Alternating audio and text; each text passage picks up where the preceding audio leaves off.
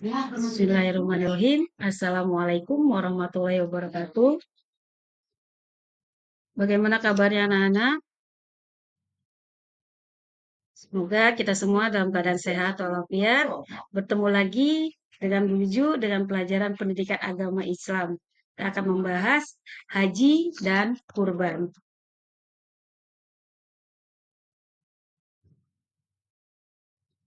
Pada bulan Zulhijjah merupakan bulan yang sangat dicintai Allah Subhanahu wa taala.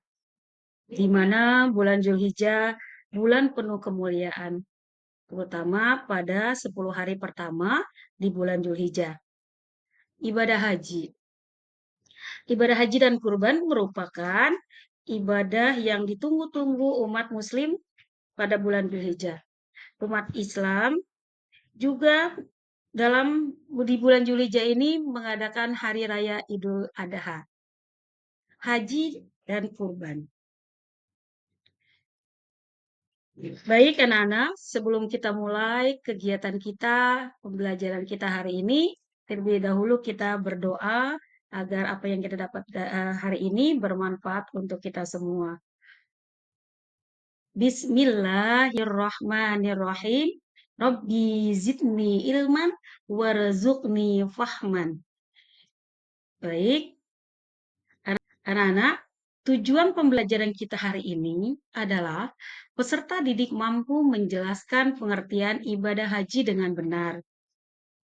Kemudian peserta didik mampu menyebutkan hukum melaksanakan ibadah haji bagi yang mampu. Kemudian peserta didik mampu mengidentifikasi rukun haji secara berurutan.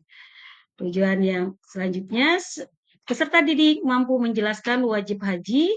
Kemudian peserta didik mampu membedakan antara rukun dan wajib haji. Dan tujuan yang terakhir yaitu menentukan hikmah pelaksanaan ibadah haji. Sebelum kita lanjut ke materi, anak-anak silakan tonton video di layar ini.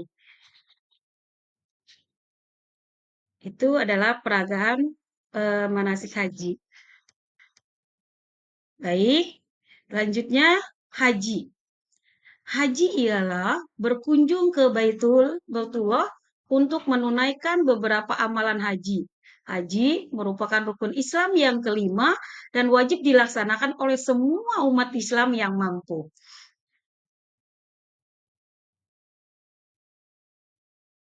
Nah, kemudian adalah syarat haji.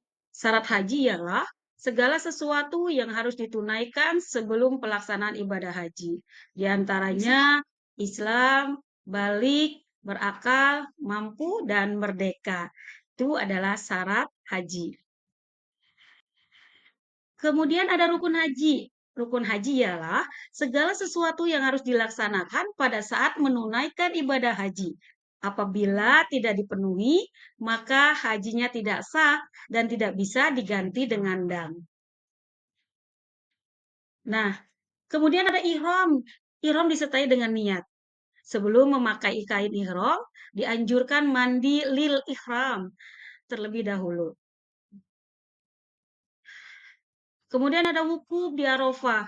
Wukuf adalah berdiam diri sambil berzikir dan mendengarkan khutbah pada tanggal 9 Zulhijjah di Arafah.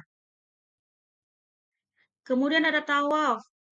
Syarat tawaf, suci dari hadas dan najis, kemudian menutup aurat dan diakhiri dari sudut Hajar Aswad. Itu adalah syarat tawaf. Kemudian macam-macam tawaf. Nah, macam-macam tawaf. Tawaf yang pertama adalah tawaf kudum.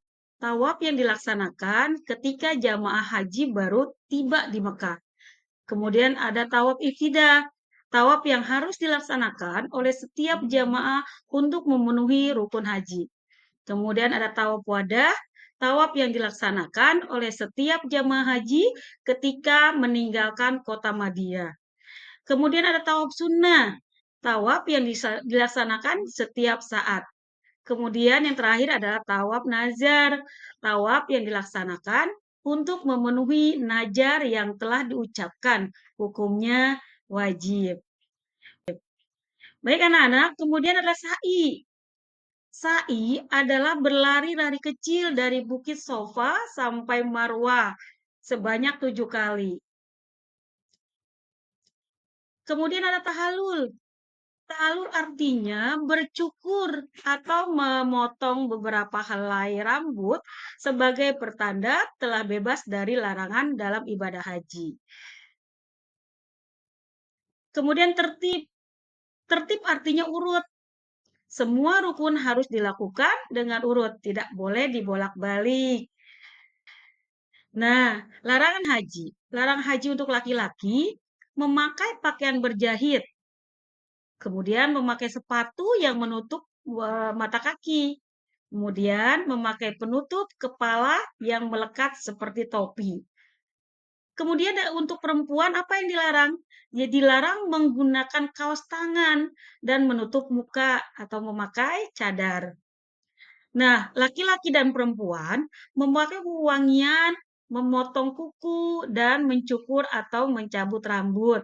Kemudian memburu atau menganiaya hewan. Kemudian menikahkan atau meminang perempuan untuk dinikahi.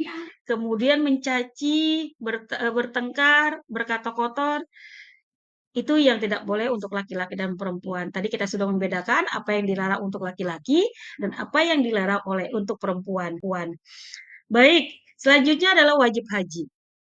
Wajib haji adalah rangkaian amalan dalam ibadah haji yang apabila tidak dikerjakan, hajinya tetap sah, akan tetapi harus membayar dam.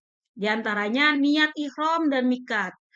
Mabit di Muzdalifah, kemudian melempar jumroh di Aqobah, kemudian mabit atau menginap di Mina, atau melempar jumroh, Ula, Wusto, dan Aqobah. Kemudian tawaf wada. Nah, macam-macam dam. Dam ada dua, yaitu dam nusuh, dam yang harus dilakukan dengan menyembeli kambing bagi orang yang ibadah hajinya mengambil haji, tamatu, dan kirom. Sedangkan dam isahah, dam yang dilakukan karena melanggar larangan-larangan ihram. Nah, mikat haji. Mikat haji itu ada dua. Yang pertama mikat jamani, yaitu haji atau umroh. Haji mikat bermula pada bulan Syawal sampai terbit fajar tanggal 10 Zulhijjah, yaitu ketika ibadah haji dilaksanakan. Umroh, mikat jam tani bermula sepanjang tahun pada tahun umroh dalam dapat dilakukan. Kemudian mikat adalah batas waktu bagi seseorang yang akan melaksanakan ibadah haji atau umroh untuk memulai ihramnya. Itu mikat jamani. Sedangkan mikat makani itu bermacam-macam. Mikat makani Mekah bagi orang yang tinggal di Mekah. Mikat Zulhulaifah bagi orang yang datang dari arah Madinah. Kemudian mikat Juhfah bagi orang yang datang dari arah Sam, Mesir atau Maghribi.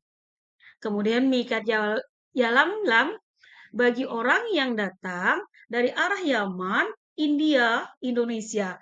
Kemudian mikat Kalbu Manazil bagi orang yang datang dari arah Najdi, Yaman, Najdi, Hijaz. Kemudian ada mikat Jazulkir bagi orang yang datang dari arah Irak.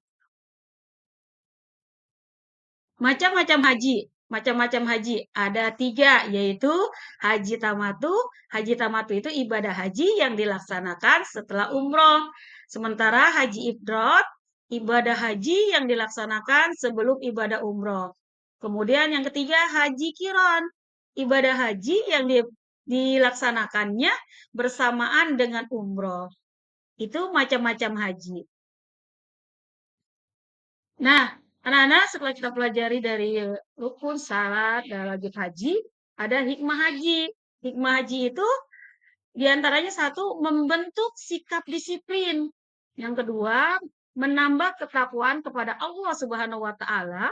Yang ketiga, menambah pemahaman terhadap sejarah, khususnya sejarah Nabi Muhammad Shallallahu Alaihi Wasallam dan Nabi Ibrahim alaihissalam. Bukti ketaatan kepada Allah Subhanahu wa taala dan Rasulnya memperkuat ukhuwah Islamiyah, membentuk dan menjadi pribadi yang lebih baik. Dan yang terakhir, hikmahnya adalah mendekatkan diri kepada Allah Subhanahu wa taala. Baik, itulah hikmah haji. Nah, anak-anak, untuk mencoba sejauh mana anak-anak bisa menerima materi yang tadi Ibu berikan, kita akan memulai kuis ya. Baik, kuis akan dimulai. Siapa nanti yang bisa menjawab maju ke depan. Baik, terima kasih. Alhamdulillah pelajaran kita hari ini telah selesai. Wassalamualaikum warahmatullahi wabarakatuh.